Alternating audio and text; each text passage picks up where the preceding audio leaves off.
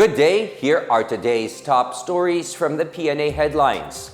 The Philippine National Police, or PNP, on Tuesday said almost 12,000 police officers will be deployed to provide security during the 4th State of the Nation Address, or SONA, of President Ferdinand R. Marcos Jr. on July 28. In a press briefing held at Camp Crame, PNP spokesperson Brigadier General Jean Fajardo said a total of 11,949 will be positioned within and around the vicinity of the House of Representatives at Batasan, Pambansa in Quezon City.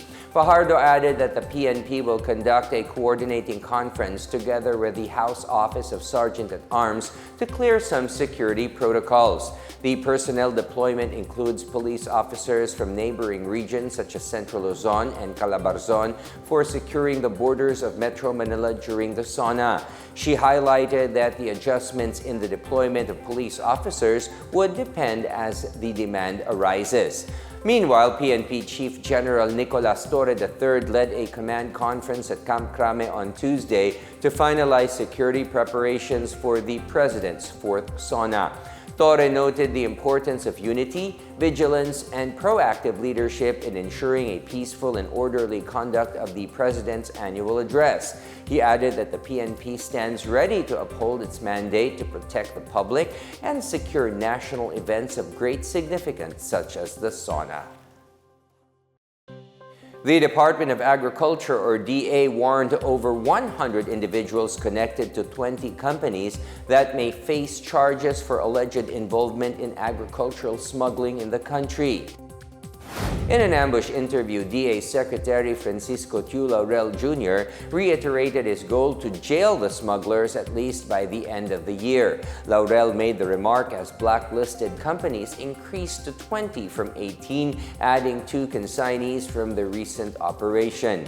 The possible charges include violations of provisions of the Food Safety Act of 2013, the Customs Modernization and Tariff Act, and the Anti-Agricultural Economic Sabotage Act. The DA will also consider a government-to-government collaboration with China, where most of the smuggled products originated.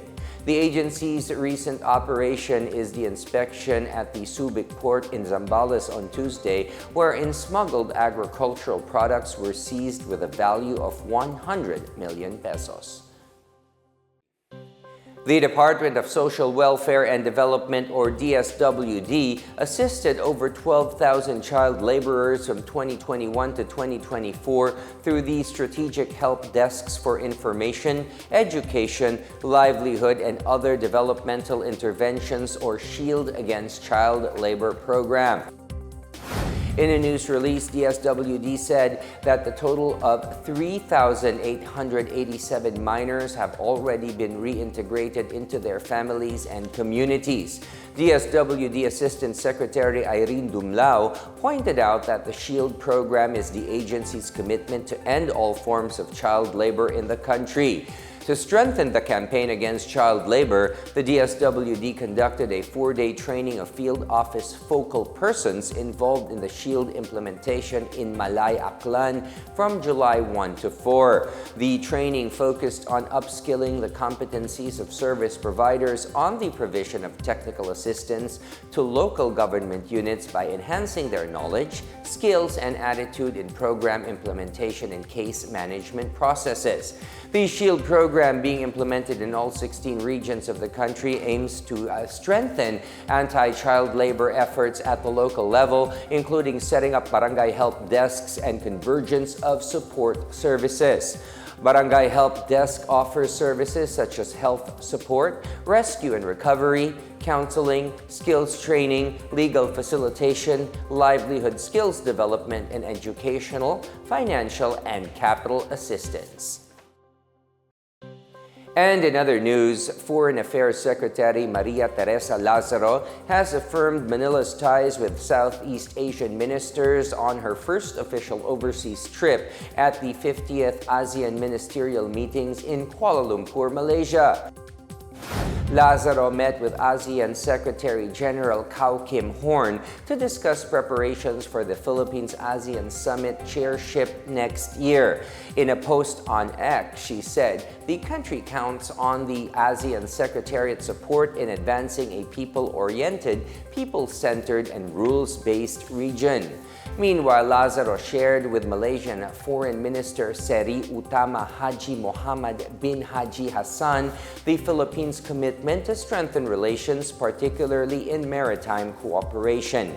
She and Cambodia's Deputy Prime Minister and Foreign Minister Prak Sokhon discussed the upcoming state visit of President Ferdinand R. Marcos Jr., along with key areas of cooperation such as trade, tourism, and law enforcement. She also held meetings with Lao Foreign Minister Tong Savan Pongsihan and Thai Foreign Minister Maris Siangapongsa. Beside the Southeast Asian ministers, Lazaro also met with Algerian Foreign Minister Ahmed Attaf to discuss ways to enhance bilateral cooperation as the Philippines and Algeria mark 50 years of diplomatic ties. She welcomed Algeria joining the Treaty of Amity and Cooperation.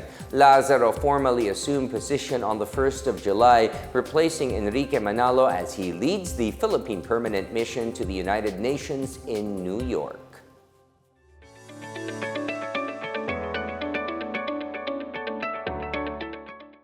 In our business news, the Department of Energy has launched its You Have the Power Mall Caravan to teach the youth how to conserve and use energy.